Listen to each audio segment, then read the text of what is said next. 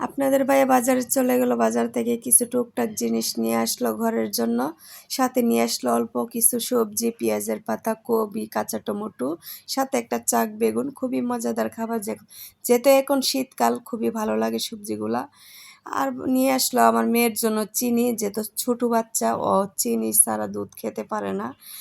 আর আমি কবিটা এখন রেখে দিব। এখন কিন্তু বেগুনটা ভেজে আমি একটু পরিবেশন করে নিব, শর্টকাট একটা রান্না করে নিব। হ্যালো এভরিওয়ান, আসসালামু আলাইকুম। সবাই কেমন আছেন? ভালো আছেন? আশা করি সবাই ভালো আছেন। আলহামদুলিল্লাহ, আমিও ভালো আছি। এখন বেগুনটা কেটে নিব। বেগুনটা কেটে ধুয়ে পরিষ্কার করে নিলাম। তারপরে পরিমাণ মতো লবণ, পরিমাণ মতো হলুদ গুঁড়ো, মরিচের গুঁড়ো দিয়ে ভালোভাবে মেখে মিটমাট করে নিলাম। দিয়ে দিলাম কড়াইয়ের মধ্যে তেলটা গরম হয়ে গেছে। এখন দিয়ে দিলাম বেগুনটা কড়াইয়ের মধ্যে দিয়ে ঢাকনা দিয়ে ঢেকে, এখন কিন্তু বেগুনটা ভাজা হয়ে গেছে।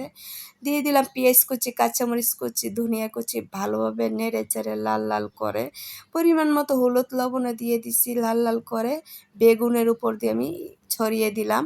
আমার বেগুনটা পরিবেশন হয়ে গেছে। অবশ্যই আমার বেগুনের ভাজাটা কেমন হয়েছে কমেন্ট করে জানাবেন। খাবারের পরিবেশনও হয়ে গেছে। আজকের ভিডিওটা পর্যন্ত ভালো থাকবেন। আল্লাহ হাফেজ।